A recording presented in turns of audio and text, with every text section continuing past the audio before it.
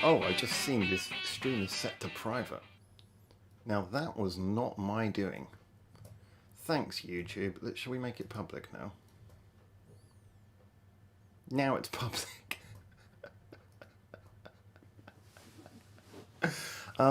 Yeah, I didn't do that. That was not one of my defaults. YouTube has changed my default to private. Who would have guessed that that's what you would be seeing happening? So that means that even though I scheduled this stream, I'm guessing no one even saw that this was a stream scheduled. Wow.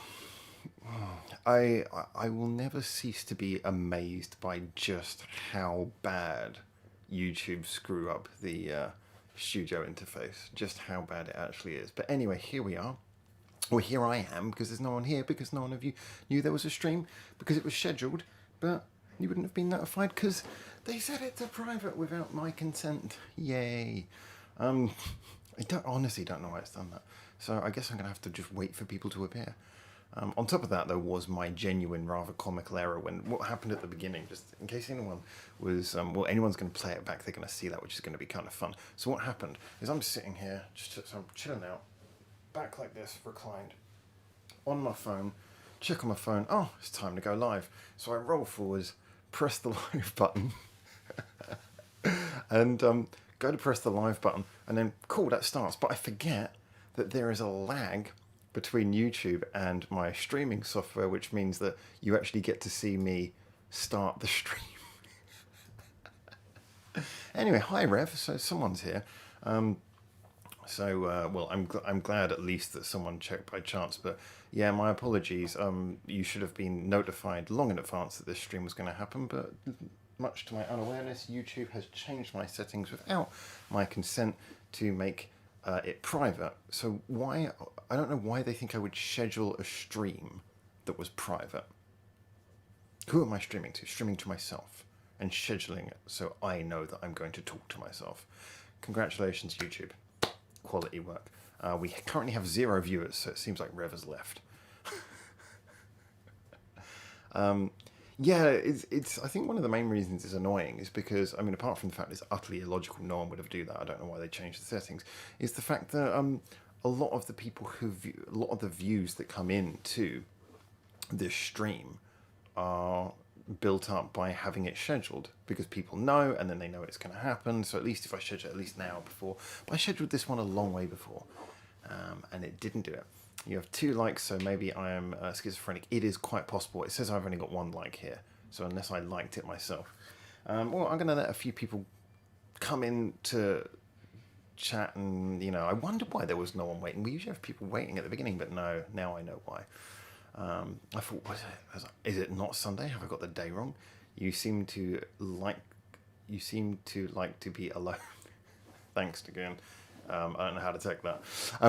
Oh, now I've got 2 likes and 3 viewers. Good. All right. My apologies again. Let's leave a little message on the screen. And the camera's been going wrong a lot as well. So, what should we say? Apologies. I did schedule the stream, but YouTube seemed to think I wanted to have a private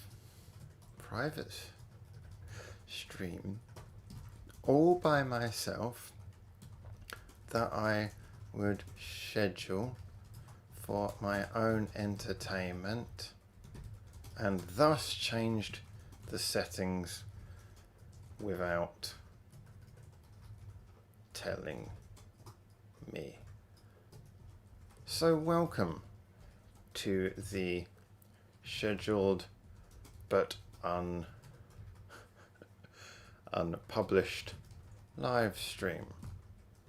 Yay. I actually did just type all of that.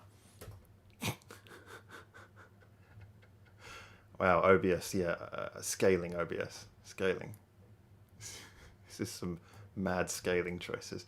And that's another thing. There you go. As I'm complaining about technology, would you think that OBS would have worked out that you want your text to be properly scaled for the screen, wouldn't you? So now you get to watch like 5 minutes of me rescaling some text. We will actually get on to talking about things in a minute. Or at least we got good enough Wi-Fi in here, and you guys can probably tell where we are if you've seen the previous comical stream where I explained about the business place of ill repute. There we go. So we have a nice little excuse tag in the corner, which I'll keep for a little while. The screen shows apologies. I wanted to for my no, that's what I meant about rescanning. The Greta Garbo of YouTube. No idea what that means. All right. Anyway, so hi everyone. How many people have we got now? Can I start? Four people and 4 likes. Well, I appreciate that everyone likes. So today's beer. I want you to read the label very carefully. Only Hokkaido. Am I in Hokkaido? No. No, I'm not. So anyone who still believes that you can only get Sapporo Classic, which claims to only be in Hokkaido, well, there's proof that you can get it in other places as well. Bit of a bummer, completely ruins how exclusive it is to do that. Also, when you get off the plane at Shinchitsu Airport in Hokkaido, one of the first things you see literally walking from the gantry from the plane to the terminal building, before you've even got into the terminal building, is signs saying, Sapporo Classic, only in Hokkaido. I really want to just bring one of these on the plane and just walk off the plane holding it up. Like. Anyway, so let's see. Hi, how are you doing, Sizzleta? I'm doing all right, thank you very much. Greta Garbo's old-time actress, quote, I want to be alone.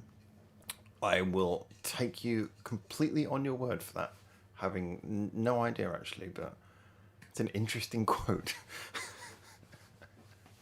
So, it kind of leaves you with a lot of questions. If you don't know anything about the actress, it leaves you with a lot of questions about, I wonder why she wanted to be left alone. Was she antisocial? Did she just have a very rough time? 5 people and 5 likes. Thanks very much, guys. Only in Hokkaido. And everywhere else. So, couple of things to catch you up on. As anyone will know from the Discord who's been following the channel, obviously no real posts this week. I wanted to post some stuff this weekend. It's been a bit of a hard time recently, but don't worry, I've got videos recorded. It's just a case of the editing's always the lengthy bit. So that's coming together. In fact, the videos are pretty much good to go. They just need the overlays done, and that's been the case for like a good 5 days now on the free videos that I've got to do. So yeah, apologies about that. That has just been, I've just had literally too much to do. It is still a weird thing running a channel on your own. Because obviously, like, James has got loads of other things to do, and he's been able to help occasionally, but he can't really regularly help with this kind of thing. Bubbles has been in Bubbles land for a while, dealing with some stuff. So yeah, it's just me dealing with everything on my own, which does result in a bit of a stoppy-starty thing. I guess the flow of the channel unfortunately reflects the flow of my life, which is not exactly very consistent, dare I say. So let's have a little look here. So beer smuggling added to list of your misdeeds. Well, actually, this was really weird. Today I had to go to, in relation to the music video thing that I've been working on, I had to go over to Western Tokyo, Shibuya. And while I was over there, I decided that I usually try to pick routes where I can go via interesting things. And I went to Yoyogi Park last weekend for completely unrelated reasons. Well, it's related to the music thing, but anyway. So this week I thought, well, I'm going to go and walk through Yogi Park again because there were some really interesting people there last week, and it kind of looked like really cool. I've been there before, but I don't regularly go there. So I went back there this time. And I'm walking through the park, as you do. And then there was just this big group of people having like a picnic. I sort of looked over, and then one of the guys looked over and went to me. I'm like, okay, they have beer and food. I'm not going to complain. So I went over there. Guy handed me a beer, started chatting. It's like a big group meeting of like loads of people, some Japanese, some not Japanese. It wasn't one of those cheesy foreigners meet Japanese kind of people meets. It wasn't one of those. It was just like, seemed like a bunch of friends. I was like, okay, cool. So I hung out with them. I was like, I've got a couple of hours. This is fine. And then while I was hanging out with them, I was just talking around, talking between a few people, milling between the group, suddenly found out that actually the guy who'd waved me over, it was his birthday, and this was his birthday celebration, and he just has a habit, he's very social, and he likes socialising with anyone, so he just, hey, everyone come over and have a beer. So anyway, he had a case of these, and he gave me one when we all departed from the picnic. I didn't ask him why he had these, but I do know you can buy them in Tokyo. In fact, I know exactly where you can buy them in Tokyo, although I'm sure there's more than one place. Happy Baby Metal Live debut 11th anniversary, says Okamino. That's interesting. I had no idea that was actually the case. Was that live as part of Sakuragakuen, I wonder?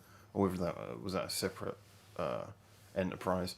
Oliver, did you see his all song stream? It was. Thank you. It's really.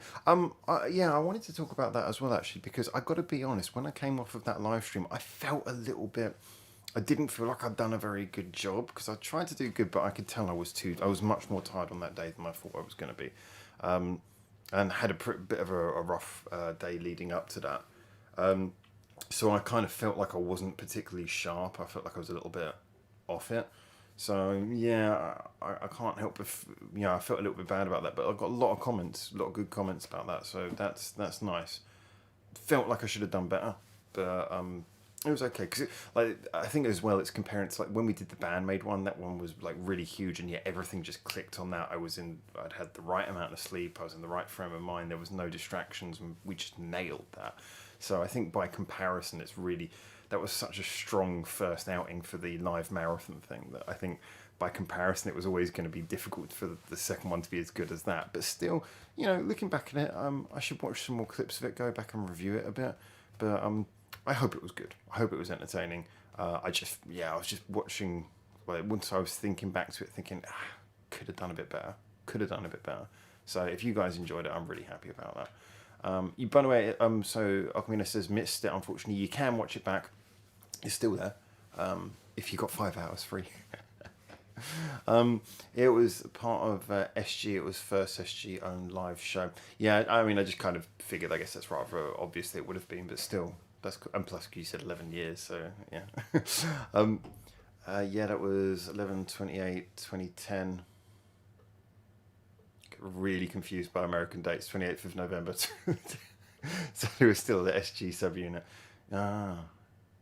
Yeah, well, I mean, I always kind of wonder. I mean, I guess there would have been a point, presumably, where they officially detached, but I still like to think of them as being just a subunit. It kind of adds a quirky fun to it. I mean, I know, obviously, Sakuragakuen, but I think if you still consider them to be a subunit, if you just think of them like that, it makes it fun. British humour, probably. Harry, hello. Internet went out there. I'm here at work just a short while ago, so using my phone's connection for the stream, which is weak, so might drop out. Thank you for trying your best, man. Yeah, I've had some serious internet problems at home, actually, so yeah, apologies about the fact that's been another thing that's kind of limited my ability to do uploads recently. I can't do uploads from home because I'm now working off of a router. I think I can take this away now. I think everyone knows. I'll take away the text. I've been working off of a little Wi-Fi walker box because of a problem with my SIM card, which I was like, oh, it's fine. I've got this little Wi-Fi walker box. But then there's been a problem with the home internet, which means everything's going through that, and it's got a 2 gigabyte a day limit. Fine for my phone, but not so good if you're suddenly then using your laptop as well. So yeah, that's also affected me. So any video uploads, just due to the fact that it's a rather large file size dump, I'll have to do them by like taking my laptop around the corner, at least for the foreseeable future, which is not that long. We can't foresee much of the future, unfortunately, but maybe for next month or so. So I'm just kind of trying to think ahead on a lot of these things, because obviously when I'm in somewhere like here, I got free Wi-Fi, but I have to pay for it, so it's not technically free. So if I'm doing something like a live stream, then I got a reason to be here. Anyway, that's not interesting. Yeah, you were tired. It was clear, but still good. Thanks, Aldo. I appreciate that, man. I really do. Greetings from snowy Montreal. Greetings, Fernando. Yeah, I got some friends back in Hackleby where I used to live who've been showing me pictures of how just insanely snowy it is there too. So the world is getting snowy at a much more prompt time than it did last year as well, I'm glad to say. Thanks for the Reddit drop, CMC. And good to have you here, sir. Aldo says, what is great is that Baby Metal wasn't the first carbon metal unit which became part of SG. That was Mini Patty, which I think you reacted to. Yeah, I did a reaction to them back in the day. They were a really good giggle. I enjoyed that. It wasn't exactly the sort of thing where you think, oh, there's going to be a lot of future potential for this, but it was just, I'm so glad it existed. Hi, says Martin.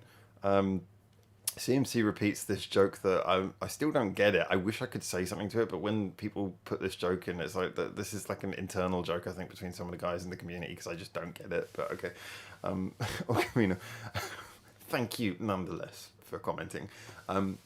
Okamina, well, yeah, the love Suyu Moa expressed for SG just shows that you can take the subunit out of SG, but you can't take the SG out of the subunit. Yeah, I mean, obviously the fact that they even did metal in the first place was simply just to give them a thing to do within Sakura Gakuin, and boy did that turn out to be the right one. Can you imagine if you're in one of the other subunits and you're like, I wish I'd been in that one. Or imagine if it had been the other way round and Mini Patty were in fact the massive worldwide phenomenon. Think about it. Is Howard live streaming from the lift or the gents lavatory? I think you guys have... I mean, I'm not going to go through explaining this one again, because I think most of people will probably be bored again. But we know the place of ill disrepute. If you don't know, I'm sure someone will explain it in colourful language. Then again, you do get some internet cafes that are like this as well, but they're a little bit more pricey and they're kind of rare. I think I did a live stream before from the one in Canada, which is a really good. You get a really big space, internet cafe, but it feels much more like a hotel. Yeah, I did one from there before. Actually, I might do one from there maybe next week or something, because that's a really cool one to do. And Canada's like walking distance from where I live. 9 consecutive views and 8 likes. Thank you, everyone, including the one person who didn't like. It's probably me. Oh, I'm so glad that Sven mentioned it. I'll get onto that in a minute. Simply, please press like so that Jeremiah Everything Howard can indulge in beard and long stories, or press dislike to reduce cholesterol and waffles. Meat-free fried chicken. Oh, bless you, CMC. I hope I get lots of likes. Sven says, so yeah. New Scandal album Mirror in January. It's, by the way, 10 songs, Eternal Ivory and One More Time. No Spice and No Living in the City. Yeah, okay. So when I saw the post, Scandal's new album Mirror, I just looked at it and I was like, I'm not going to say it. I'm not going to say it. Everyone knows what I'm thinking. I'm not going to say it. I'm looking forward to the album. Let us hope it is as memorable as the songs are compared to their names. Mirror. Anyway, moving on. Lavatory, I think. Maybe Love Motor. Seriously, does no one... I thought there would be enough people from previous live streams that I wouldn't have to re-explain this room every time. I think maybe you're just sort of pulling my leg here, so to speak. In the past, the backing music for various Idol songs have have covered different kinds of music, but a bunch had heavier music. So SG Jude on Boo wasn't that surprising. Sorry, I'm a little bit confused by that sentence. There's a lot in there.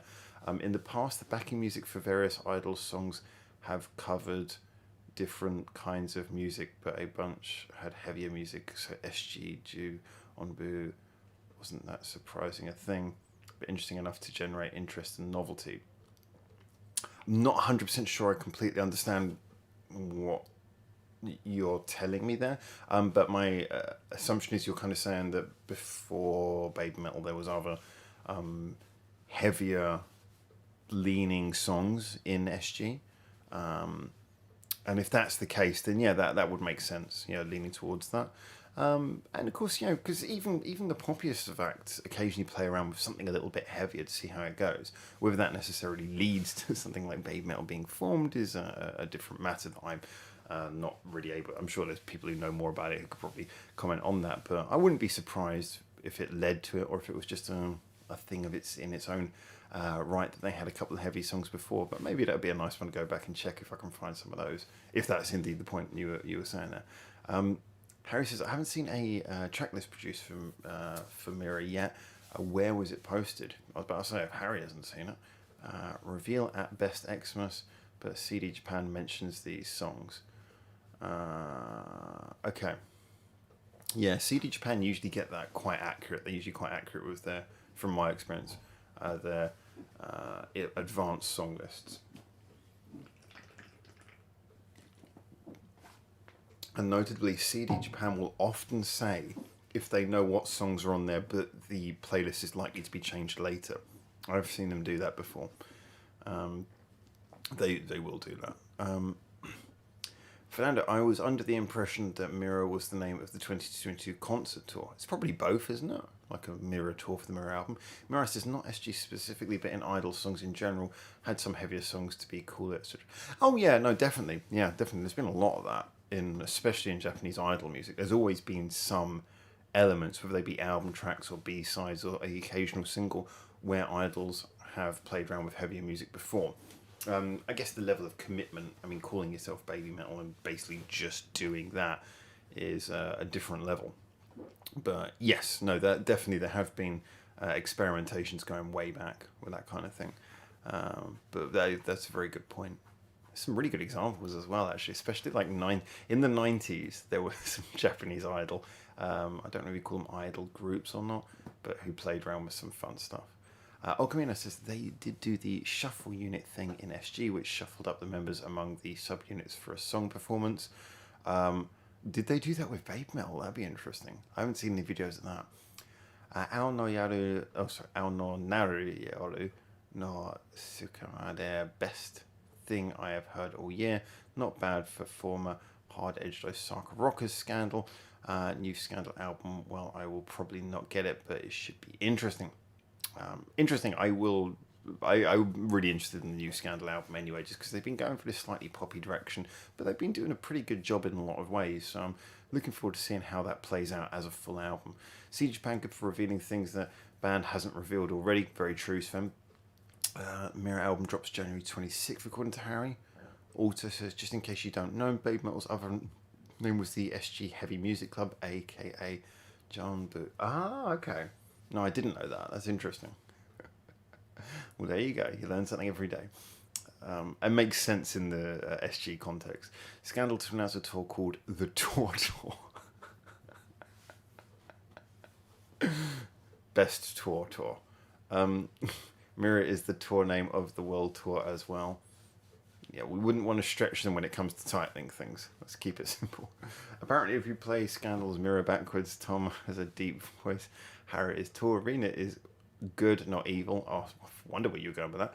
And Mammy has regular long dark hair, and song titles are long and meaningful. The tour is probably copyrighted by Blackpink. You got a point. And that's a pretty heavy case of copywriting a noun if they do that. Because I saw a Twitter posting with Mirror and the tour details 2022, says Fernando. Again, it makes sense. but it could be both.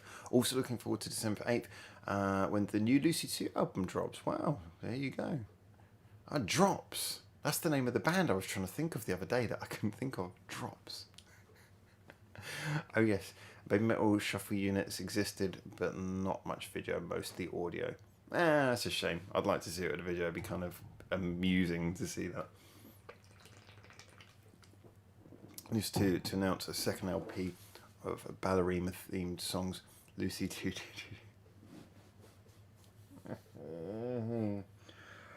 Why do I do these chats?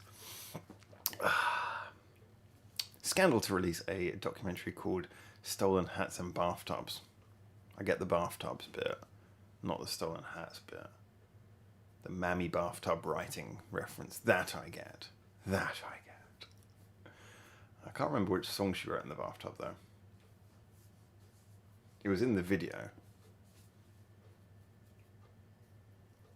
The fact that I've forgotten it isn't probably the most promising thing. Asian Kung Fu Generation's album, 10th album, album 10th. Is it actually called 10th album? Asian Kung Fu Generation's album, 10th album. If that's the case, then they are really trying to... they're trying to go up against Scandal, rival them for bad album names. Probably comes in spring, like Scandal, their 10th regular album. Oh no, he's retracted it. That probably means it didn't mean that.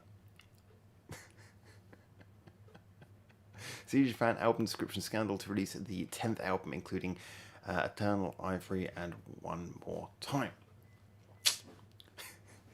Again, I don't want to say too much about song names because actually I'm looking forward to this album. I think it could be really good. I want to hear like at least one or two really good sort of bangers. We got a couple of bangers out of the last album, Kiss from the Darkness. Thus, Mirror should deliver a couple of bangers too. But still, if they're doing it in a pop way, they're doing some good pop, so I'm 100% all good for that. Thank you for the Reddit link again, CMC. Much appreciated. Mammy wrote Ivory in the... That's it, Ivory. I don't know why Ivory's not a song that stuck well in my memory. It's kind of vanished from my memory. I'm really struggling to remember anything about that song. That's really not good. I know certainly of the three, it was the one that I was most underwhelmed by. Not that it was a bad song. It wasn't a bad song. It just didn't... It didn't have a quality that grabbed me massively. Inspired to write it by the Misty Steam. Yeah, not a good place to take a guitar. What definitely does exist on video was, I'm guessing that was, Mirina Horiuchi in Sue's spot, Ari Matsui in Yui's, and Ayaka Miyoshi in Moa's. Okay, that's interesting because I recognise those names more than I can really put a sound to the voices of those names. But definitely anything like that, I'd be interested to check that out. But that would be really fun if anyone can find any of those links. Don't put them in this chat, but if you can DM them to me on Discord or find some way to get them across to me, that would be really appreciated because I'd love to do maybe a little video where I can go through those and have a little talk about them. That would be a lot of fun. Victor going for a bit of idol style and give the fans 4 versions of Mirror. Yeah, that sounds like I'm Victor living in 20 years ago. Congratulations, Victor. Keeping Sony looking young. Does Mammy use Ivory? Now, I don't know much about Ivory, but that sounds painful. Sounds more like a scraper. Scandal to release a song called Bangers, another called Masher. Trilogy Finisher Gravy. Alright, this is off topic, but I've got to drop this in. So I had the pleasure of like meeting a couple of really lovely people about a week ago, just randomly hanging out, met a few people. I've decided since I'm back in Tokyo, I'm going to try and socialise a little bit when I meet people, and I don't have much time to hang out with anyone, but it's nice, you know, just to have more friends who I know around the city, because a lot of my friends moved out of Tokyo in the last couple of years. Anyway, so the very first time with exception to one person who was passing through the very first time since I've been here. I made friends with another English person, and I brought up CMC's great hatred of Bisto. I'm glad to say, I was thinking, is it going to be me who's the odd one out? I'm glad to say he was 100% on my side and he said Bisto is gravy. Now, he's actually subbed to this channel subsequently, so I hope at some point we can have like a showdown between him and CMC, and we need like some arbiter in the middle who doesn't know anything about gravy, possibly an American, who can who can therefore judge, although I've just biased the scales there, haven't I? Judge their fight, and we can have a proper debate between the two of them. That I would enjoy.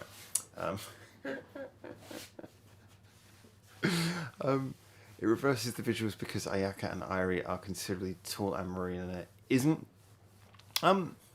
Yeah, I don't. It's weird. I don't know what I expect to even get from it. It might be the visual element. It might be the different voices. I don't know. It just kind of. It's one of those things where if it exists, you feel like you should watch it. You feel like you should experience it. It's like a cover band, but they're not a cover band. Yeah, it's like the parent covering the child, so to speak. Although I know obviously they're all the same age, but you know, SG, like the parent group. It's weird that, but I just, even if I get nothing particularly from it, I just want to experience it. I hope one day Scandals has a feature in a song, then it has to be a male singer, says Sven. Yeah, I don't even know how that would work though. Because they've got enough vocalists going on anyway. Just Scandal playing behind someone else singing. I don't even know if that would really get the most out of them. It'd be interesting to hear. I think I'd probably more like to hear maybe Tomomi and Haruna singing a duet over another band. Perhaps see how that would work more. Because I think Scandal have enough variation within their own wheelhouse that them just performing behind someone else perhaps. I guess it depends who the singer is, doesn't it? And what I guess if they have a totally different personality or a different style that they could force Scandal to have to work with, that would be interesting, actually. Who do you think, Sven? Suggestions, who do you think? Harry, Ivory was the one with Mammy on lead vocals. Yeah, I see, now you say that, it's coming back to me, but again, just that song I mean, I thought at the time it wasn't like the most memorable song. I think I remember saying it was like good at the time, but not one that would stick with you. But it really hasn't stuck with me at all. I remember it's like kind of mostly acoustic, but beyond that, I can't really remember anything about it. It really, yeah, like off of grease paper. Not to say it's not a good song, but memorability is clearly not on its side. In her jammies and in the bath. Yeah, because everyone pajama baths. Ivory is a soap bar brand in Canada, 99% pure. I don't know how to feel about that. Someone can send me one and I can try it. I'll post the 2011 Shuffle Unit video on Discord and the audio from 2017 plus very small video. Yeah, that'd be awesome, man. If you can, I'd love that. That's really good, man. Thank you. Because I'd love to have a look at that. It just sounds like something could be fun. Have a little bit of a giggle and a chat about. It's branded here in the USA. Also, says Harry, I should really talk about the Ivory soap.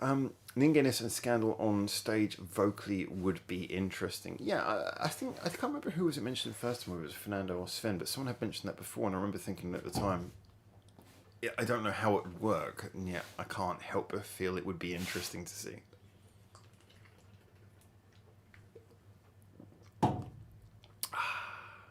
Good old beer. I should point out, what's really weird is when I look at the live chat, when I look at the live video, it says that I'm 42 minutes through a 1 hour 37 stream and have been live for 35 minutes.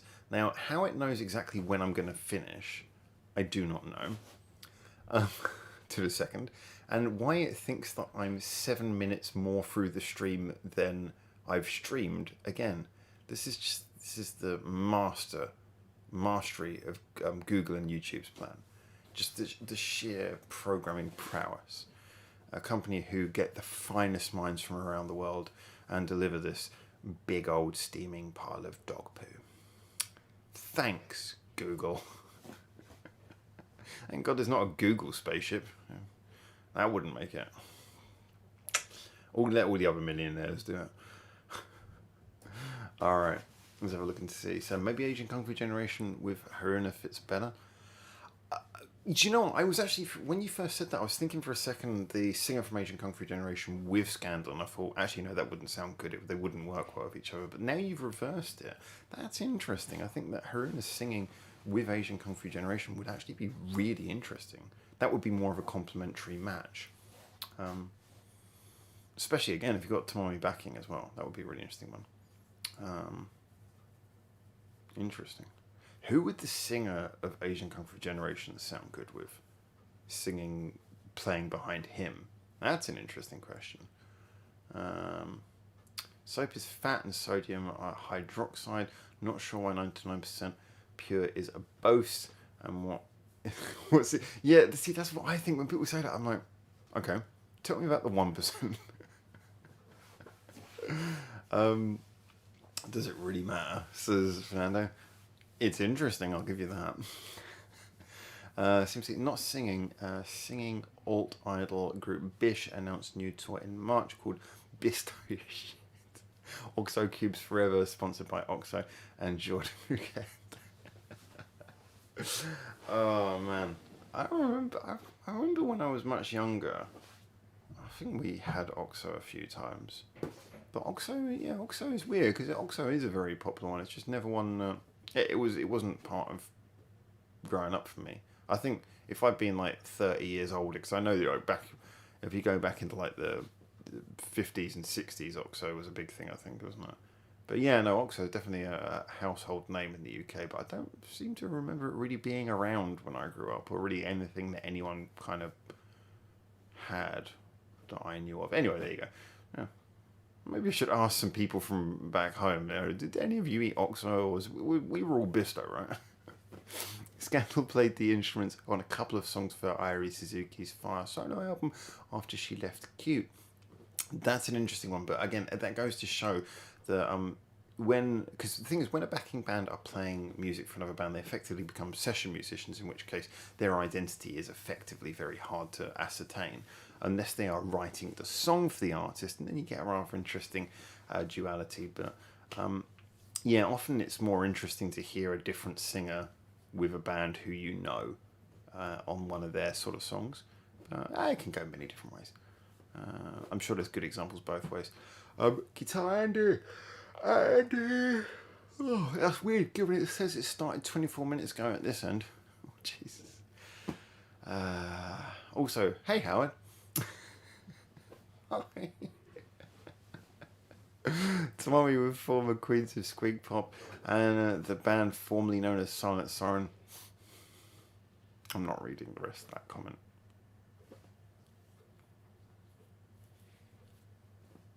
The tears will run forever. Oxo Cubes Bisto has gone very weak. That seems to be a bit of a weird comment, because surely it's only as weak as how much you put in. Yeah, I do put in more than the label usually says, but the flavour's good. I think we were equally Oxo and Bisto, basically whichever one was on offer at the time. Fair enough, I'll give you that. Also, Oxo is almost as shit as Bisto, to be fair. Just looking for a Bish sounding tour name. Thanks, CMC. That was once again, making friends. Good to see that. Oh, let's turn up the light. I'm being abducted. I'm being abducted. I really didn't need this light, actually. It's light enough in here today.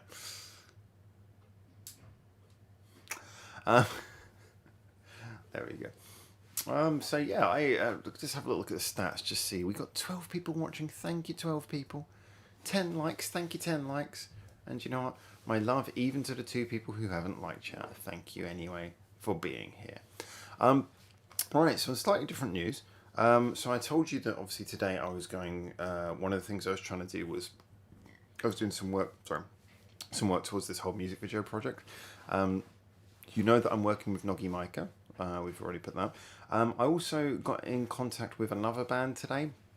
Again, it is a pop group, but they are a 4-piece, like sort of two female, 2 male. Interesting, they seem to have some cool ideas going on, so it seems there's a good chance I'll be working with them. We're in contact as well. But yeah, I'm hoping I want to get like 3 projects to start off with, and it looks like we might have 2 good ones and have a soloist and a group. Then hopefully I can get a band as well. Be able to drop 3 very different and interesting videos. And really what I want to do is I want to film a lot of the process of how the making that happens, you know, how the recording happens, the whole thing that leads up from the inception of an idea to the completion of it, so it can be something that you guys can follow along with and enjoy. But yeah, that's another thing that I've been working on a lot today, and a bit of location stuff as well, and some recording stuff as well. Oh my god. Let's have a look here. Bishto. This is mine. Fair enough. Bish new to our album, to our name Dish, a dish of Bish. Harry says, Tomomi unfortunately doesn't sing much backing vocals anymore. Mammy has taken up the vocal counterpart as her and his voice has changed to a higher tone. Still think you could go with both of them, really. Yeah. They reduced Tomo vocals both in harmonies and generally, probably genuinely saddens me, or generally saddens me. I don't know how much saddened you are, but saddened nonetheless. Yeah, Mammy can sing. She can sing. I don't know that her voice is that interesting. I don't know. I'd have to really go back and think about it, how it works as backup vocals. Obviously, Tomomi's voice was always a very interesting squeak, which makes for something worth hearing for its comparative value. Thank you for those 2 likes that just came in, by the way. Much appreciated. But why not have them all sing? Yeah, if you can sing, you can sing. Let's have a look here. The singer of Asian Kung Fu Generation has features on 15 songs. On some of them, he is the only one who sings. It's pretty good. That happens from time to time. Depends if you're working with if you're featuring on a producer or a writer's song. Some bands will even let you take 100% of the vocals, but that's a little bit of a weird thing to do. But yeah, and it's good for advertising, good for publicity to get around and put yourself on other people's songs. CMC, please press like so that GMIV, the Howard TM, can carry on with the mastering of the almost premium Biru concept album, or dislike so that you can only listen to Hayes and the Smoking Ducks vocals. They read so well when you don't pause for air. Tomomi, like Ainyan, sings most of the times in the chorus as backing vocals, says Sven. Yeah, it's kind of a cool way of doing it. It's nice to have that extra, because, I mean, obviously a producer will often layer vocals, so it's good to have someone who can basically be your natural layering live.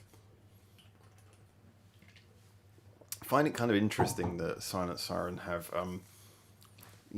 both Yukaran and Ainyan do their backing vocals, but obviously Ainyan's backing vocals are... She seems to be able to sing, but certainly they haven't trusted her with singing because they auto-tune the bejesus out of her every time she sings, with exception, obviously, to the most recent album, which came across very well when she didn't.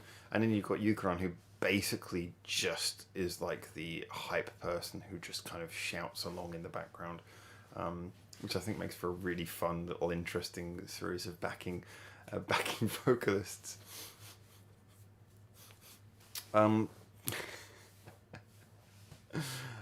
So Simpsy says, we need Rena on Cowbell and Tomomi Power Squeaks on the new album. I'll go for that. I'd rather listen to Tomomi sing than Rena the Evil, says Fernando. Wow. Mammy is good at backing vocals. She can sing high and low. I mean, yeah, that's a quality to have. I don't find her voice massively interesting. It's interesting enough. It's good enough. But it's not like one where you go, oh, wow, interesting. And I think backing vocals, you want the backing vocalists, because they can get away with being more weird, because they're there to support and contrast. So usually you want the backing vocalist, if that is what they are, to have a slightly weird voice. I think so, at least. It's good for identity. 'Twas generally rather than genuinely the lack of power squeak is a bad time. The distinct three-part harmony was one of the best selling points. Mammy is used here, more to strengthen Harry's parts now. That actually makes sense, less as a backing vocalist in a traditional sense and more as a layering vocalist. Sven has once again retracted a message, meaning that I'm sure that whatever was in the message was truly, truly evil and beyond all comprehension. You terrible man. Hype person Yukron got some auto-tune as well.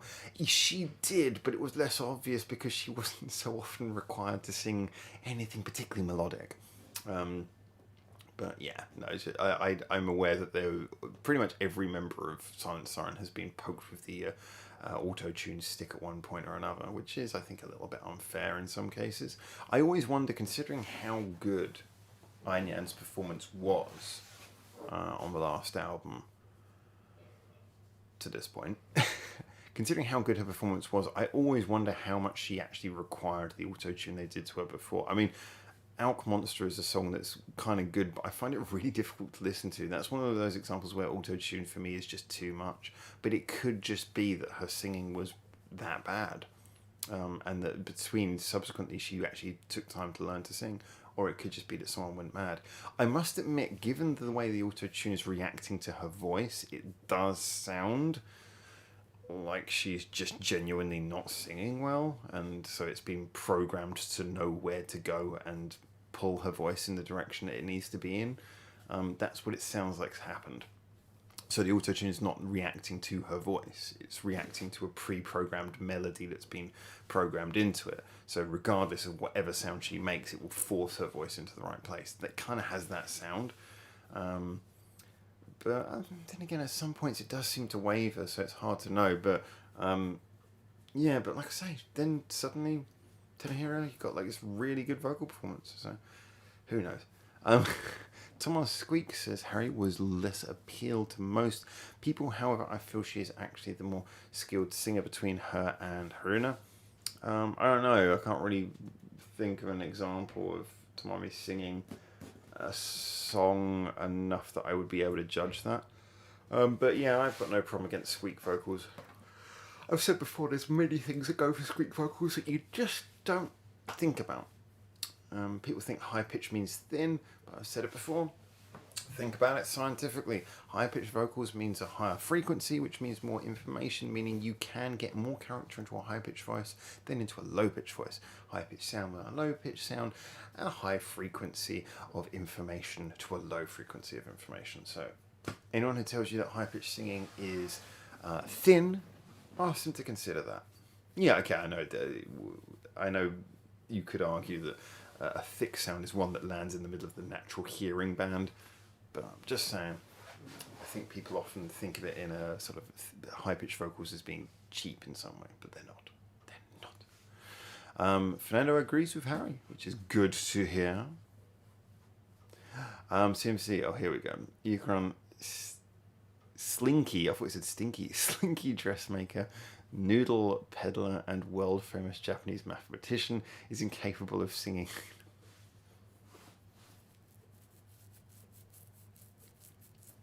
I'm not saying anything to that. Interesting enough, I mean, I found out a few months ago the reason why Silent Siren had the Tenkai Ipin deal.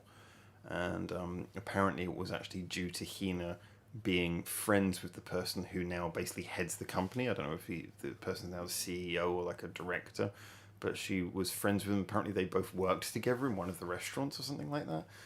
And as a result, as they both became famous, that facilitated the financial deal between them both, which is so weird. You think it'd be a much more a marketing strategy thing, where the company thinks about its brand and tries to think about the sort of people they're appealing to, and then thinks about an artist who has a similar image. But no, it's just like, hey, we're mates. Hey, do you want to do a commercial deal? We used to clean tables together. How about we do a multi-million yen deal?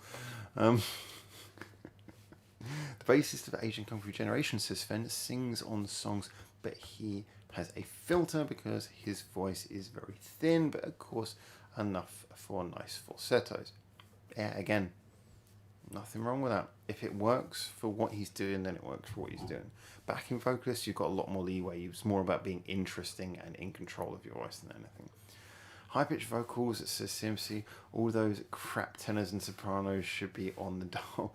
Well, this is an interesting thing, because sort of the vocals, when you have like a tenor singing, you are basically usually listening to a piece of music where the voice is everything. It's trying to take up the whole range. And often a good tenor, they will have a lot of different layers to their voice. It won't just be that one pitch. There will be different characteristics to it.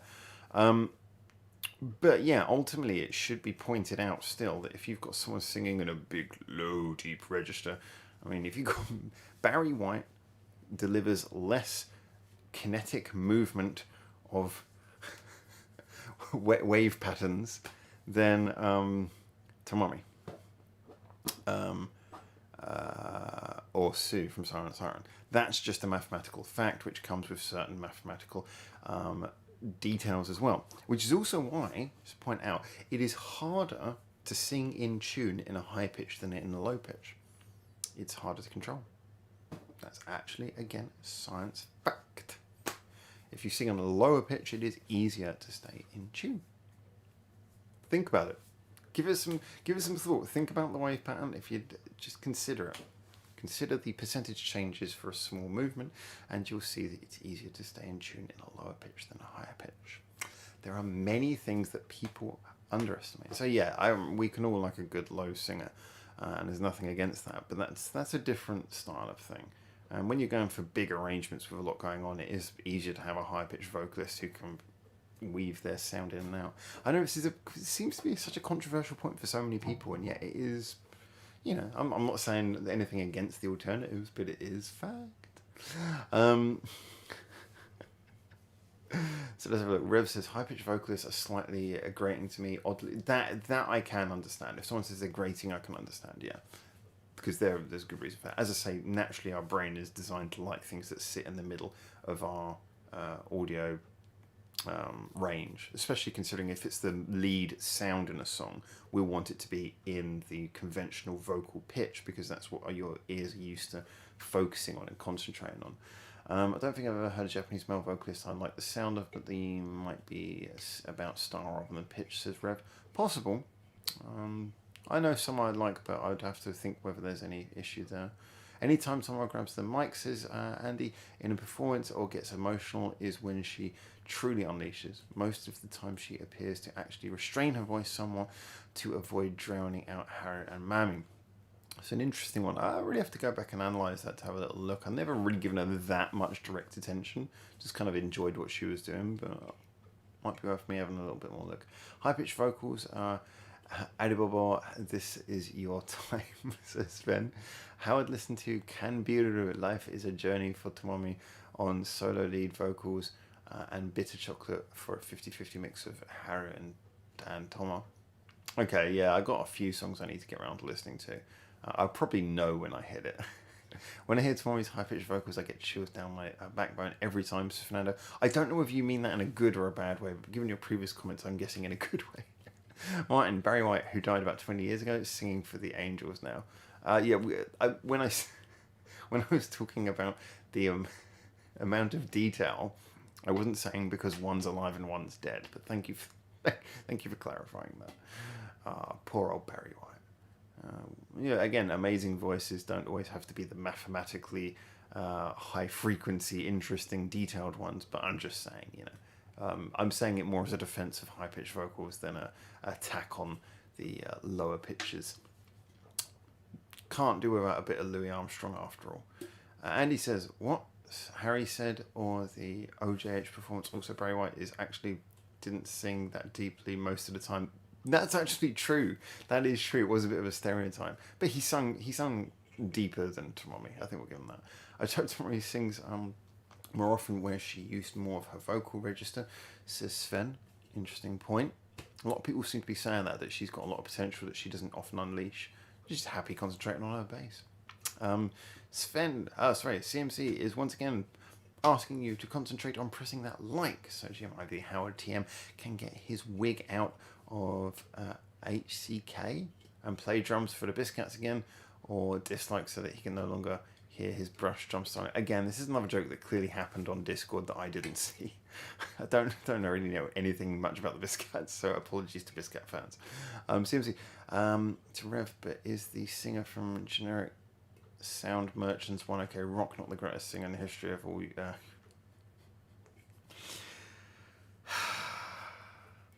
I find this one a really, because you say anything against him, people get so weird. Truth is, though, I do find him genuinely quite unspectacular, but not bad. You know, I like that he puts a lot of emotion into his performances. He's got a good voice, but it's just not very interesting. I don't think he's this protege that people make him out to be. And I do find, certainly, not originally, but certainly of recent, his personality is, well, not a personality as a person, but his persona has become somewhat grating. I did point out with that video, I couldn't listen to anything after, I don't know if it was the most recent video, but the one which was supposed to be like a heartfelt protest video, but it was just so clear that they didn't know what they were protesting about. They didn't know what the song was about. It's just, oh, we just generally against stuff that is bad. It's like, yeah, okay, can we take this first grade philosophy lesson, take it back to the classroom? If you want to say something, but don't just come out here randomly railing against stuff with no message. And I thought that became a bit of a microcosm for what the problem is now with Taka, is it's a lot of image, but he's not backing it up with any message. So it's like, either you want to be like this messenger, or you just want to sing, in which case can we drop the ego a little bit. Yeah, if anyone's watching this who's a 1OK Rock fan, I'm going to get a big old dislike for that. Howard, have you listened to other Scandal albums like with Silent Siren? I have, but not as much. There was one album. Actually, no, I think there was two. I think I have actually listened to every single album, but there were like 2 or 3 albums where I listened to them really in the background. So I wouldn't really say that's fair for me to say I was really listening to them. Yeah, I want to go back and give them a bit of attention, but I'm kind of more comfortable now with every album. But don't ask me for any specific details, because like I say, there are albums by them I've heard that I haven't really been sitting down and given the attention they deserved. So just be aware of that. Taka has a good range, says Sven. He does have a good range. That's one of the many things you need. His vocal tone is not particularly interesting, I think. But his range is very good. And his control is superb as well. He's demonstrated fantastic vocal ability. I just don't find his voice hugely interesting. Maybe if he had a bit of a technique switch up, it might work. But, I mean, obviously he's popular enough that he doesn't need to do that now. Just for me. I find him... somehow 1OK Rock sounds dull and boring to me, says Fernando. I think probably thinking the same thing. Yeah, because it's boring, says Fernando.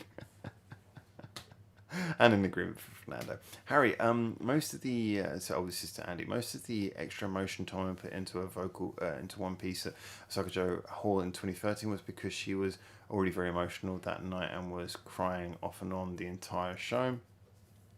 Strange. My favourite album is Hello World 2014, says Sven. Interesting. I think you told me that before, actually. Because that sort of clicked a switch in my brain the minute I read that. But she is very good in general at making you feel the emotion in her songs, says Harry. That's weird. I'd never really sort of registered that with Tomomi, but again, I need to go back and pay a bit more attention to her parts. 1OK Rock, says CMC. It's not boring per se to me. It's beautifully played, arranged and performed, but it feels clinical to me. The clinical... See, the interesting thing, when you say it's... Maybe it's just the use of adjective. When you say it's beautifully played, arranged and performed, the word beautiful to me has a very diametric opposite meaning to clinical. Beauty is in those sort of the oddities, the not just the perfection. So it'd be interesting to know which one you mean. I think you probably more would be behind the clinical reference. I would say it's skillfully played. Actually, the arrangements, no, I don't think their arrangements are very good. I think their arrangements are pretty... I don't know if I say unimaginative or... I mean, it might just be what they're going for, but it's certainly dull. The arrangements are pretty dull. and performed with a real energy. Their performance is just, yeah, their performance, they give it 1,000% every time. But the clinical issue is there. They never used to sound clinical, now they do. As I said in that video which I did about can artists ever sell out, I wouldn't ever consider it to be selling out. This could just be a sound they're going for, but it's a sound that I wish they wouldn't go for. I don't think it works to their strongest suits, although it obviously does work to filling their wallets. Harry says, I only like a very small handful of 1OK Rock songs. Yeah, mostly the old. There are a couple of new ones I like by them, but I've got to admit, I haven't heard anything as a single by them for quite a long time that really hit me in any particular way. Auto says, I'm not up on knowledge of Attacker and 1OK Rock, but he has another redeeming quality. Ed Sheeran said he's very good at drinking beer. Yeah, I don't know. Ed Sheeran doesn't really come across to me like the sort of guy who, if he said you were good at drinking beer, you would take it as meaning anything particular. I don't know. Maybe he is. I just don't think of Ed Sheeran as the drinking man's friend. He's more the chill out and play some pop records kind of friend. I don't know. I don't really know that much about Ed Sheeran beyond his music, to be fair. Maybe I'm just judging it on what he looks like. He's always got that ever so slightly gormless smile. I think that actually, I would say, I think that Ed Sheeran's probably much more intelligent than he comes across. Certainly a lot of things about his career suggest the guy's knows what he's doing, but he has released some really bad songs in the last few years. He had some good stuff. He did have some good stuff. I'll never hold it against Ed Sheeran. I was never a big fan of his, but he had some good stuff. But certainly in the last couple of years, last 5 or 6 years, he's had some really bad songs. In my humble opinion. Well, I'm going to say really boring songs. Russell, emotional involvement to get a song across is more important than a great voice. That can take away from the song. I don't know how a great voice can take away from a song. I mean, assuming that, if I said it was a great voice, I mean, great as in appropriately great for the song. I think you need both. Because, again, you can have too much emotion. You can have a performance where it's too emotional and it just comes across as hyperbolic. I think you need a balance of the two, my opinion. Andy, exactly, crying because the show was such a big deal and her emotion statement, she wasn't able to. Yeah, I don't know enough about this show to obviously say much about this one then. But okay, fair enough. Sven, Scandal Team use too much vocal correction on their new video release. Again, not much to listen to them singing together in a vocal connection mass in an important vocal correction mass in an important song like One Piece. Not 100% sure I'm getting that beyond the fact that there was too much auto-tune on their new video release again.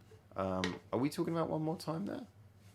Beauty can be clinical and objective, but not appealingly subjective. And not all beauty needs to have flaws. Yeah, I get what you mean. Yeah, I guess you can have something that's beautifully played and clinical. It's not that it's wrong. It's just that's not necessarily the word I would go for. I get a sort of delivering something. Okay, no, maybe. I am thinking about it, but in defense of my point, if you play something beautifully but clinically, maybe then the beauty's more in the way that it was written. Because I don't think something clinical can be beautiful, but it can. It as a delivery method, you can clinically play something that is beautiful and have the result of something that as a result is beautiful and clinical, but then the playing itself is not beautiful. The song is beautiful and the playing is clinical. Sorry if this sounds like I'm just going into semantics, but I do actually think this is kind of an interesting point. So if anyone gets what I'm saying and follows it, let me know what you think about that. If you don't understand what I'm saying, then don't worry. But I think the point makes sense there. You can take something beautiful, play it in a clinical way, and have a result which is partially beautiful, partially clinical, but still that doesn't make the playing clinical. It just makes this. Sorry, it doesn't make the playing beautiful. It just makes the song beautiful. Because if you take it to extreme, so the most clinical thing is MIDI. I don't think MIDI can ever be described as, you can't ever say, oh, that was a beautifully delivered MIDI performance. You just say, it's a beautiful song, really beautiful song, played very accurately through MIDI. Beauty includes flaws. Yeah, how innately necessary flaws are to make something beautiful, I don't know. But for example, when people talk about, oh, natural things that are beautiful, they very often are things that have certain flaws to them. Like the classic example, the poetic example they always use is, why is a tree beautiful? And it's because it has like a symmetrical order to it, but it also has a certain degree of chaos and randomness to it as well. I mean, if you imagine someone like, get like a beautiful model who's overly airbrushed, overly clinical, is that then beautiful? That could be an interesting counter argument. This is an interesting subject as to the actual nature of beauty. I like that. That's very interesting. I'm trying to sort of force an argument against my own argument here, but I should probably read some of the comments to see. Ed Sheeran seems, says CMC, more like a lager shandy geezer rather than a there is a range in between, but fair enough. In other news, F1 former team owner Frank Williams just died. Oh my god. That is very sad. That is very, very sad. I must admit, I've never had a huge amount of... I never followed much about him, but obviously he had a very difficult life, and he achieved a lot regardless. So that's genuinely quite sad. I hope there was nothing too tragic about the way in which it happened. Damn. Aldo says, yeah, I'm not a fan of Ed Sheeran either, but it's just a fun quote. Okay, fair enough. Sad squeak from CMC, yeah. Beautiful implies some kind of character, while clinical implies a lack of character. Rev has a good point. Can something be beautiful but lack character? I would go back to the example of the only example I can think of which I can see people arguing against. It wouldn't really appeal to me so much, but you often say that people can say that if you had like a model who had been like airbrushed in a photograph to look technically perfect, then that would be something that some people would find beautiful, although all the character had been removed. But then again, you could argue that just by being human, that there are certain implied characters in facial expressions, poses, looks. There's a lot of referential stuff in looking at a human being, even if they've had their character removed as much as possible by some Photoshop geek. Yeah, that's a very interesting one, but I think Rev is probably the closest to summing it up in a statement that I can think of. Harry says Osaka Hall was the band's dream venue since they played in Osaka and played in the park next door. Street performance. The first time they played there in 2013 was a very emotional night for them. I guess that makes sense. To be honest, I'm surprised if, considering the amount of experience, I'm surprised if they couldn't get enough control to do the performance. But I guess if it added to the performance, that's good. You'd think you'd be more excited than upset. It's kind of weird. I can see your point, but so simply, but something can be played beautifully with perfect technique, for example, but with no emotion. But then it's not being played beautifully. It's a beautiful song. Okay, this goes back to an argument that I've maybe had before, because I'm really trying to sort of counter my own argument here. You could argue that if what you're there for is not the music, but you're there to appreciate a musician's skill, regardless of what they're playing, just for their ability to do something, you could say it's beautiful to see someone who's capable of moving their hand in that way, or it's beautiful to see how someone can be so accurate in their delivery. Again, I don't know if that would be 100% beautiful, but that maybe be an argument, but nah, I can I can get close to your point there, but I don't know if I can fully make the leap to actually saying that an exact clinical performance would be beautiful, because, as I say, a computer playing a MIDI is the most accurate form of performance, and the most clinical. And at its heart, the fact that it is both accurate and clinical is what stops a computer MIDI being beautiful. Although it could be playing, you could still get emotional hearing a song being played over a good quality MIDI, because of the fact that the song could just be so beautifully written that even when played in a cold way, it still has an emotional impact. So yeah, I know this sounds like semantics, but I find this kind of thing fascinating. I love it when we can break down these kind of interesting thoughts about, it's the mixture between artistry and psychology, and all those details are so interesting. Harry says everyone of the except Haruna broke down a bit on. Oh, okay, every one of them, I think, except Haruna broke down a bit on stage, with Toma having being the most emotive. Is interesting.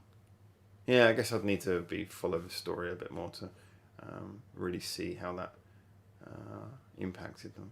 And he says, tricky part depends on definition of clinical in this context. It came across as too mechanical, or musician has such confident technique it sounds effortless. Classical recitals may be more applicable. When you look at classical, the whole reason why you have a conductor, well, I know there's more than reasons, but one of the main reasons you have a conductor is to add you don't do it to a metronome. Well, you couldn't do a lot of classical to metronome, but the whole reason you have that is to add a degree of feeling. They sort of, by watching them, you're seeing an emotional interpretation, which in a way is adding a degree of imperfection, which is why every conductor will interpret a song differently, because they are interpreting their own imperfections into the rhythm, their own imperfections into the mood, their own adjustments from what is written on the paper.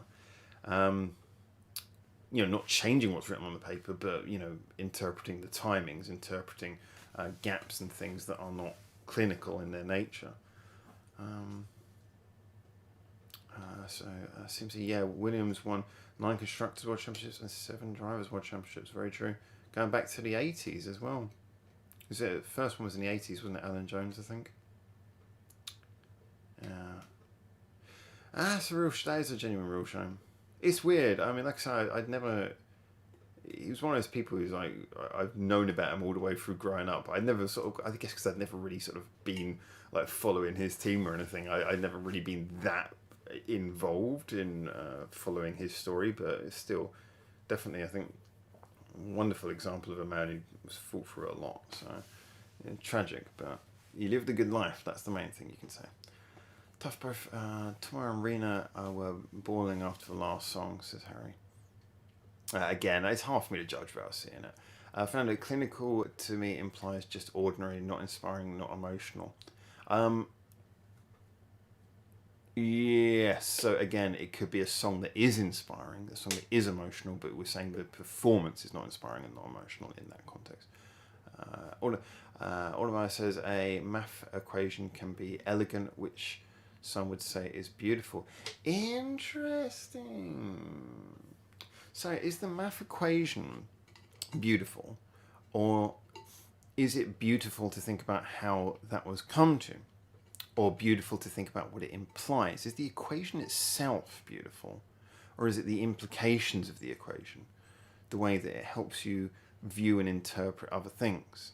Like a scientific mathematical equation, it's how it allows you to interpret the perfections in the imperfections of the world. Patterns within chaos, so to speak. Or, like I say, you could be thinking about the beauty of how someone has managed to take chaos and make order out of it through an equation. But very interesting point. There's a very interesting counter. I like that. Please dislike to GM Ivy how I can buy both a dictionary and a thesaurus. Please dislike to reduce him to my first book of words. With classical music, the sheet music is a framework with the degree to which it's open for correct stylistic interpretation, variable depending on era. Earlier work gave more leeway to the musician. Yeah, You've got obviously as well. The more orchestral the piece of music is, the more certain frameworks do have to be applied to. But then there are variations in various areas. But it is interesting how classical music is all written, unless I can think of an exception, all written with room for some form of interpretation. Almost as though to say there is always going to be beauty in in the performance. I mean, I guess you would actually say, if you were to say who is the greatest violinist or pianist, if anyone was said to be clinical, that would always be a negative against them being the most beautiful musician in that case, if we were just looking at that example. So I guess that could be interpreted wider, but again, the more we spread that example, the more we come across interesting counters, like the mathematical one mentioned earlier. First book of words even. Don't worry, we got it. Where beauty affects you on an emotional level, you can recognize some women to be objectively attractive, for example, but not find them beautiful. Kind of nailed it there, actually. I often said this about you notice that like I say this a lot about the K-pop singers, who a lot of them have the cosmetic surgery. Yeah, we know it's true. They don't even hide it. It's kind of a matter of pride for a lot of them. Fair enough. But it makes a lot of them look very similar. That's not a racial thing. That's literally down to the fact they often have a lot of very similar cosmetic procedures done. And I think we could objectively look at a lot of them and say a great deal of them are extremely beautiful. But are they beautiful? Are they objectively attractive? But none of them sort of really. You don't look at any of them and think, "Wow, you're like a one in a million." You just think you're very good looking at being very good looking. None of them make you think, "Wow, you're the sort of person who I could really go and have a drink with, sit and look at and think, wow, you're gorgeous." No, I'm trying to put a framework for that example together. But yeah, no, I can see what you mean. I kind of agree. Sven, Asian Kung Fu Generation free live this weekend. Had a good sound. Shit, I missed it. I wish the Silent Siren team would know how to sound good in a live stream. Yeah, kind of got a point there. Frank Williams' story is interesting. Creating an independent team was the best in the world for a while. And Frank suffering back injury in 1986, just as the team was rising to greatness. Yeah, I didn't realise it was in 1986, and that would have been after the Alan Jones Championship, I believe. I know there's a lot of books and things about him, so I should probably go back and check something posthumously. Otherwise, says math equation would be elegant if it's ingenious in some way. For example, being able to further reduce an existing math equation in a smart way to remove two elements by adding one, creating simplicity. Yeah, I think that goes back to the point of the beauty of creating order out of chaos, the beauty of finding. I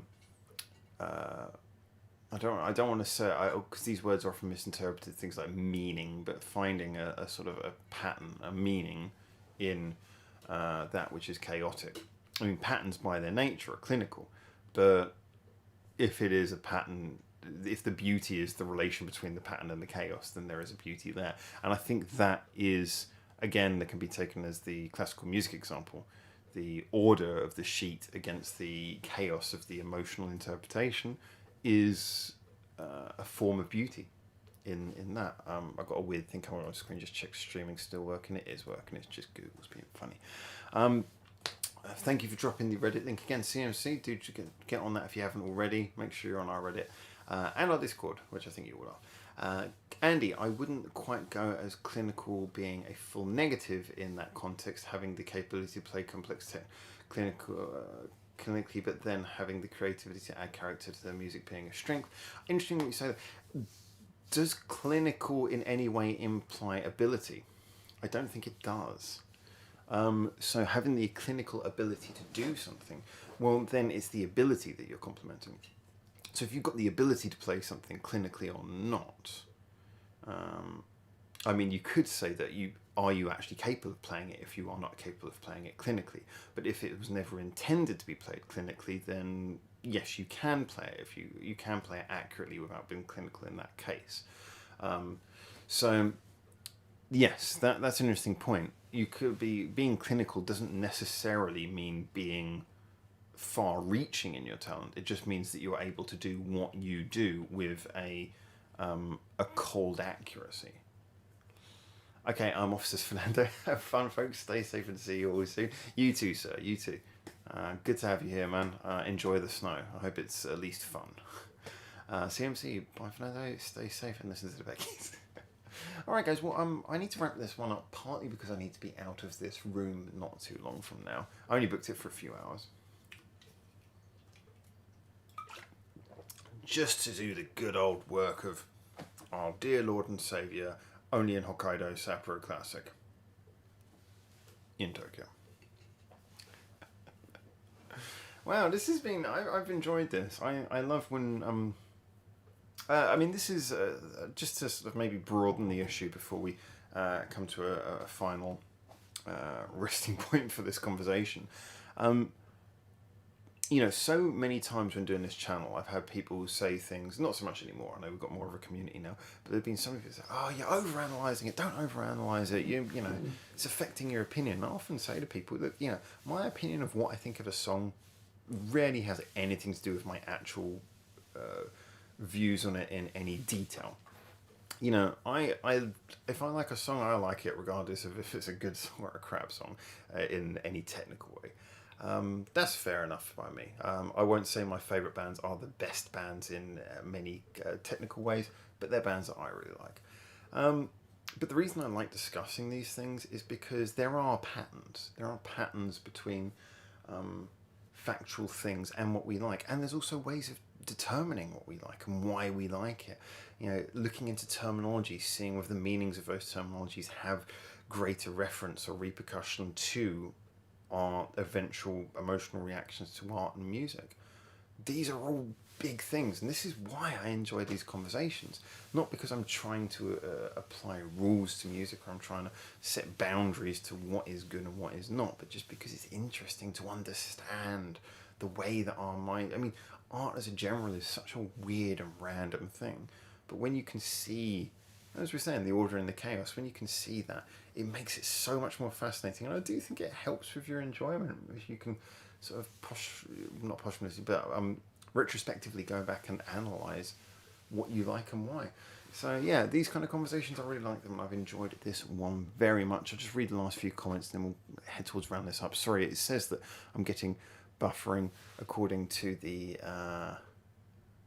screen, and yet OBS says I'm streaming with no problems, so I really hope you're getting all of this. So let's have a look here.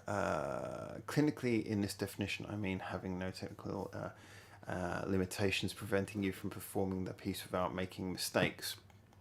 I don't think that's what clinically means. That's probably one area where I'd come to a disagreement, because what you're talking there about is you're more talking about potential ability, in my opinion. Clinically is just the way you do what you are already doing. I don't think... you know, I mean, say it's done clinically, that doesn't mean... That just means they can do what they are doing at the current moment clinically. So I would perhaps disagree on that front, but I do see your point on this. Clinical playing the notes perfectly, emotional playing the notes and the spaces... Wait, clinical playing the notes perfectly, emotional playing the notes and the spaces in between. Oh, right, it was dual definitions.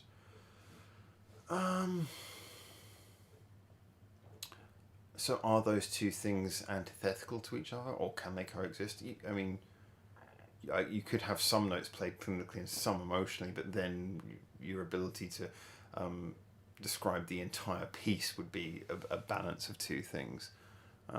You couldn't say the piece was entirely clinical or entirely emotional, possibly.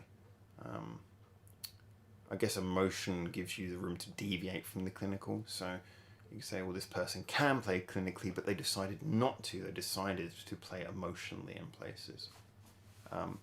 Yeah, I don't think clinical and emotional can exist at the same time, although they can exist around each other. Harry, drop the Discord link. Thank you very much. Yeah, if you're not on the Discord, definitely get on there. It's a good place for chats. I'll hopefully be on there a bit more. Maybe offer the beauty versus clinical argument as a question on the community page, Howard, says Martin. I like that. I probably will. Sorry, yeah, the community page. I haven't added much to that in the last few days. Sorry. Aldo says, why you like it is something which needs to be explained. Otherwise, would be at I like it and no idea why. Yeah. I understand some people don't want this level of analysis. To each their own. But you know what? But the fact that we've had a consistent number of viewers pretty much throughout this live stream, to me suggests that there are people who do like this kind of conversation, and I appreciate that. I also wanted to say again, we've had a couple of examples of this. I want to say a big thank you to anyone who is in these live streams who doesn't comment. I often call out and talk to the people who comment and, you know, say stuff in chat. But if you're in here and you're the sort of person who just likes listening to it, as much thanks to you for being here as anyone else. I'm like that as well. I've said this before. I go onto a lot of YouTube channels where I just sit and, you know, just watch the live chat, and I don't really comment much myself on a lot of them because I'm just kind of interested by what's already going around and the people who maybe know more about the subject than I ever could. So, you know, I know there's people in these chats and in a lot of the forums, you know, some people even on the Discord who just sort of read through stuff, pick up links. And I just want to let you know, we know there are people here who do that as well. And yeah, a lot of love and respect to you guys as well. It's greatly appreciated. I mean, there's anyone who is interested to listen to the conversation then has no ego to say anything in themselves is obviously a very modest person. But I'm glad that the people who do say stuff in these chats, as a general, have interesting things to say as well. So I'm really glad we have really wonderful people in here. So it's yeah, I just want to say thank you to everyone who comes into these chats. All right, let's read a couple more comments as they come in.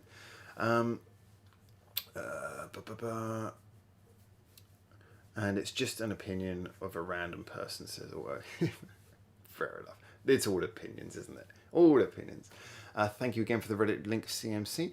Mirai says, why use clinical for not making mistakes when you could just use accurate? I think some people use clinical pejoratively to say that it lacks emotionality. It's a very good point. I think the word clinical, I mean, the fact that it comes from clinic, unless there's a further meaning to the word clinic that I'm not aware of, it is that sort of, there is a pejorative quality, like innately implied by it, as you say.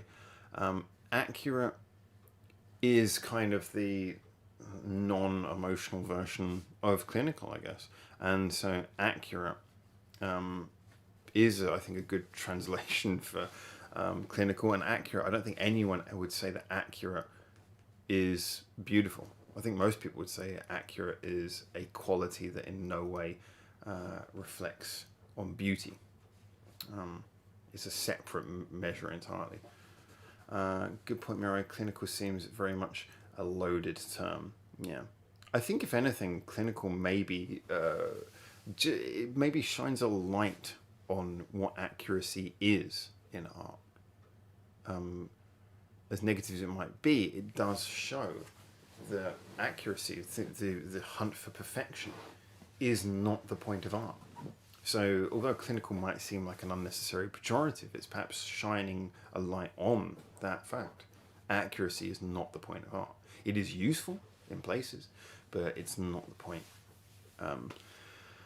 Clinical implies sterile in nature, says Rev. Yeah, again, wonderfully mentioned. I'm assuming clinical implies a sterile environment. Again, Miro says that as well. Yeah, agreed. Oh, I'm down to 0 kbps. Oh, and it's catching up again. All right, cool. Live chat has been emotional.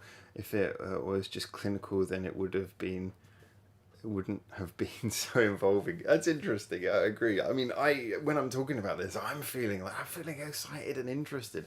I love the fact that, you know, I'm having to think about my own opinions. Think, okay, am I right? Am I wrong? I genuinely feel that this would be an issue that usually I would discuss as being much more clear cut, but it's been really nice to hear some counter arguments. I still kind of feel like I come out with the same opinion as I went in on this one, and yet, you know what, I can't help but feel that okay, it says we're now reconnected. Again, sorry, I was just saying I think this is now a good time to drop this one and say thank you and farewell.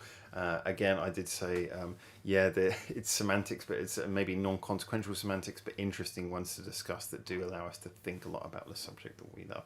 So apologies, I know that a lot of the internet's been suddenly dropping out recently, but we've got past an hour and a half. We're going to call it a day for now, and I just wanted to say again a massive big thank you to everyone who's here, whether you be in the conversation or just chilling out listening in your own time. I am going to call it a day here. I will try to get onto the Discord tonight, but can't be 100% sure. But until I see you, hopefully very soon in Japan for the next one of these, for now, let's have a bit of the old bog roll. And last couple of comments, have a look here. Ciao for now. Keep calm, stay safe. Flap your wings, part, and listen to Ainonaru Yoru no Tsukimade by Scandal. I'm getting the hang of that. Otsukaresama deshita. Take care, Mirai, and thank you for being here. Once again, it's always a pleasure to have you in here to call out that Japanese point of opinion. Bye. I hope you post some videos soon. Yes, Sven, like I said, I've got, just for anyone who wasn't here earlier, there are 3 which are basically done. I've just got to do like a couple of graphic overlays and the thumbnails for them. It's just been a bit of a rough time. So I might even upload them all in the same day or something, but I'll get those out soon. Anyway, thank you all. Take care, keep calm, and for now, ciao.